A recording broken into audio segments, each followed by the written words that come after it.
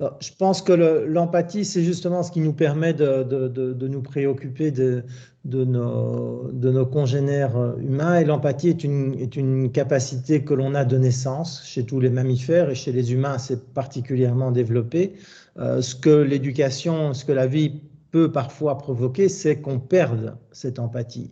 Mais donc l'empathie est un outil, est un don de naissance que l'on peut développer ou que l'on peut amenuiser. Je pense que dans mon cas, je l'ai développé parce que j'ai très tôt, pour de multiples raisons personnelles, ressenti un réel besoin et en tout cas une angoisse très forte d'abandonner et d'être abandonné. Alors ça m'a mis presque 60 ans pour comprendre d'où ça venait. Et quand on s'intéresse à l'épigénétique, on trouve beaucoup de réponses. Ce sont des angoisses qui viennent de mes parents, qui ont liées à ce qu'ils ont vécu, essentiellement pendant la guerre. Et donc cette peur d'être abandonné autant que d'abandonner a fait que pour moi, les relations humaines sont quelque chose d'absolument primordial. Je pense que j'aurais eu beaucoup de mal à vivre si je n'avais pas eu d'abord, très rapidement, des amis que j'ai choisis et qui ont constitué ma famille, ma véritable famille, ma famille d'adoption. Et c'est pour ça aussi que les romans que j'ai écrits jusqu'à aujourd'hui d'ailleurs, sont des romans où je parle très peu de moi, en tout cas où je ne parle pas de moi directement, mais où je raconte des histoires sur les autres et sur les relations entre d'autres personnes. Et effectivement, finalement, dans les romans, les recueils ou autres, on remarque cette envie de communiquer. Oui. Ce besoin, enfin ce manquement ou cette éducation que vous avez eue, vous voulez la reproduire et dans le sens positif en fait, parce que vous donnez toujours des petits messages, des messages positifs dans vos écrits. Ouais, je ne sais pas s'ils sont toujours positifs parce que certains de mes C'est-à-dire qu'on personnages sait calculer le bien du mal. Essayer de se dépatouiller dans ces relations qui sont parfois toxiques, parfois assez effrayantes. Ouais. Maintenant, je remarque aussi que une bonne partie certains romans, en tout cas, vous les avez mûris pendant de nombreuses années. Oui. Est-ce que cela veut dire qu'il y en ait encore dans les réserves qui vont sortir et qui ont aussi mûri tout autant, de 25 à 30 ans ou moins? Même plus, oui. Je suis le prochain cycle romanesque auquel j'ai déjà un petit peu travaillé, mais c'est un cycle auquel je réfléchis depuis le début des années 80, donc ça fait 40 ans. Ce que j'espère, c'est vivre assez longtemps pour écrire tous les romans que j'ai dans ma tête. Oui. Mais on fera comme les Tintins, on les rééditera. Ceux que je n'aurais pas écrits, personne d'autre ne pourra les écrire. C'est toujours basé sur la même, ceux à venir sont toujours basés sur cette envie de communiquer et d'avoir ces relations, ou c'est carrément différent parce qu'on sent quand même qu'il y a parfois des changements. Non, les histoires que je raconte sont différentes. J'ai achevé le cycle italien, donc ce cycle-là est fini, à une toute petite pièce qui manque encore, mais qui n'est pas strictement parlée italienne, qui est liée à la famille des Morgan. Je sais que je dois encore écrire un roman là, mais je ne sais pas encore exactement quoi. Donc oui, c'est toujours les mêmes préoccupations dans des univers romanesques très différents. Oui, finalement, vous voyez que j'en reviens quand même à vos livres, mais c'est parce que, comme vous ne le disiez pas, vous ne parlez pas de vous dans vos livres, mais c'est vous qui écrivez, donc c'est quand même vos sentiments qui prédominent en fait. Est-ce que vous devez vous mettre dans des situations d'isolement ou d'ensoleillement ou de musicaux ou autres pour pouvoir travailler? Oui, alors non, je suis capable d'écrire à peu près n'importe où, même parfois dans des environnements très peu agréables. parce que quand j'écris, je suis dans mon bouquin. La seule chose, c'est que, en tout cas pendant des années, je n'avais qu'un mois par an où je pouvais écrire, où je pouvais vraiment me consacrer à l'écriture d'un roman. C'était le mois de juillet. Donc je le préparais pendant l'année, j'avais mon plan et début juillet, alors ce n'est pas que je m'enfermais, je me mettais dans ma bulle d'écriture et je faisais à peu près que ça pendant 3-4 semaines en fonction de la longueur du roman. Et j'écrivais de la première à la dernière page. Et donc à la fin, le roman, en tout cas dans son premier jet, était achevé. C'est quand même assez pénible d'avoir une période pour pouvoir écrire et puis le Ça n'a reste rien de de devoir. pénible. Non, non, ça n'a rien de pénible, c'est le plus beau mois de l'année pour moi. Donc, non, non, très franchement, pour moi, si l'écriture avait quoi que ce soit de pénible, je peux vous assurer que je ne serais pas écrivain. Oui, je peux comprendre. Non, mais c'est parce que, je vais dire autrement, dans la vie courante, quand on fait certains actes, on a besoin quand même d'être apte à le faire.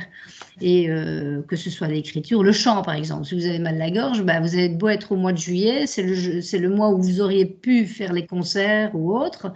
Mais non, vous avez mal à la gorge, vous ne pouvez pas le faire. Donc c'est raté. Mais pour l'écriture, ça ne se passe pas de la même façon. Si j'avais les deux bras dans le plâtre, en juillet, effectivement, je ne pourrais pas écrire, mais jusqu'à présent, mes capacités motrices ne m'ont pas fait défaut et donc j'ai toujours pu écrire. Oui, bien sûr, il peut toujours y avoir des aléas. Il reste l'enregistrement de la voix et après la faire écrire aussi. Ouais. Oui, c'est pas la même chose. Ouais. Oui, c'est vrai. Vous avez toujours eu envie aussi de passer à l'enseignement en plus de l'écriture? Écoutez, ça c'est plus compliqué parce que j'ai absolument détesté l'école. Donc il était certain, et je n'ai d'ailleurs pas passé l'agrégation, il était certain que je ne serais jamais professeur en humanité parce que ça a été trop pénible pour moi et que je ne pouvais pas envisager de me retrouver de l'autre côté de la barrière, vu le problème que j'avais avec la plupart des professeurs que j'ai rencontrés. Pas tous, j'ai rencontré des profs extraordinaires, mais la plupart et le type d'autorité parfois imbécile que l'on rencontre dans ces fonctions-là faisait que c'était juste impensable pour moi. Par contre, le fait de transmettre et de pouvoir enseigner m'attirait et c'est pour ça que j'ai fait le pari de soit réussir d'être professeur de fac, soit j'aurais fait tout à fait autre chose. Ben, voilà, je suis prof de fac et j'en suis plutôt heureux. Merci. Quels sont les thèmes que vous auriez aimé aborder? À quelle occasion? Pour écrire. Et que vous n'avez pas fait parce que je n'ai pas. Oui, oui. Ben, ça, je pense que j'ai abordé tous les thèmes que je voulais aborder. Et les thèmes que je voulais aborder sont essentiellement les relations, l'organisation politique de la société, quelle forme de société on met en place, avec un accent particulier sur les sociétés autoritaires et qui sont preuves du fascisme ou toute forme d'autorité. Donc la question de l'autorité, la question de la liberté, la question de ces rapports de domination qui existent trop souvent entre les êtres. Donc vraiment, c'est ça, c'est la question de la liberté. Est-ce que la liberté est possible? Je pense que c'est très, très difficile d'être libre. Et l'autre question clé dans les romans que j'écris, c'est celle de la transmission. Transmission à la fois de la mémoire, qui est une question aussi essentielle pour moi, mais aussi transmission de tout le reste, c'est-à-dire d'histoire familiale. Je vous parlais tout à l'heure de l'épigénétique, c'est ce que l'on transmet sans se rendre compte qu'on le transmet. La transmission physique aussi, quel est le patrimoine que l'on transmet à sa descendance, et est-ce un cadeau ou est-ce un poison? Donc voilà, c'est vraiment cette inscription de l'humain dans son époque, ça c'est les questions de relations, les questions de pouvoir, et cette inscription dans le temps, c'est la question de la transmission. Avec toutes vos fonctions, enfin, donc, mis à part l'écriture, mais des vice-présidences ou de jury ou autres, et vos voyages, avez-vous encore le temps d'avoir vraiment un hobby autre que l'écriture? Donc quelque chose qui vous sorte de de tout cela? Écoute, je déteste ne faire qu'une chose. Je parlais tout à l'heure des étudiants, je suis comme ça aussi, je fais toujours plusieurs choses. Écoute, je suis toujours surpris quand on me pose cette question parce que moi, je n'ai pas l'impression de faire tellement. Parce que dans mon esprit, tout ce que je fais est extrêmement cohérent et tout se renforce. Et de plus en plus aujourd'hui. Il y a j'ai repris la présidence du PEN Belgique, il y a la direction de Marginal, il y a la maison d'édition que je lance. Tout ça est centré autour d'un projet qui touche à l'édition, qui touche à la francophonie, qui touche à la défense des droits. Donc on rejoint toujours les questions de pouvoir. Donc pour moi, et que ce soit l'enseignement, et tout pour moi est lié. Mais oui, évidemment, j'ai des hobbies. J'adore particulièrement les séries télé. C'est un de mes dada pour l'instant. Je suis en train de construire un cours qui va commencer au prochain quadrimestre d'ailleurs à l'université sur le retour du tragique à travers les séries télé. J'essaye de faire du sport en chambre, hein, je vous rassure, sur des appareils, ce qui me permet d'ailleurs de regarder des séries. Je joins à l'utile et agréable. J'aime bien cuisiner, j'aime bien voyager. Donc, oui, voilà. Pour moi, c'est pas un souci. Je déteste rester inactif. Justement, vos voyages aux États-Unis, et je comprenais bien que vos livres sont traduits en anglais. Oui, j'ai 4 livres qui ont été traduits en anglais, oui. C'est bien parce que, en fait, les Anglais, ils aiment beaucoup les sagas, en fait. C'est peut-être ça qu'ils ont eu envie de reproduire. Écoutez, pour être tout à fait franc, ce sont des traductions qui ont été faites par un traducteur américain qui est devenu un ami, qui a traduit parce que lui aimait beaucoup les romans. C'est extrêmement difficile d'être édité en traduction anglaise, hein, que ce soit en Angleterre ou aux États-Unis, sur la masse de fiction traduite en anglais. Je pense que sur la masse de fiction publiée en anglais, les traductions représentent moins de 2%. Toutes langues confondues. Ouais.